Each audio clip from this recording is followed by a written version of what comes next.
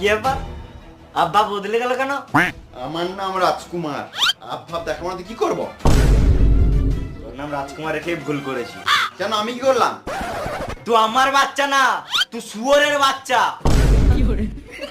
বেশ ঠিক আছে, এবার যদি কেউ জিজ্ঞাসা করে তোর বাপের নাম কি, বলবো শুয়োর।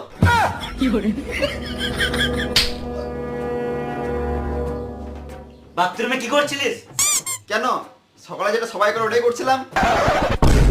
তুই যেটা করছিল ওটা সবাই সকালে করে না। বাথরুমে কি পড়েছিল? কি হয়েছে? দেখতে পাচ্ছিস না পুরো মাথা ফেটে গেছে।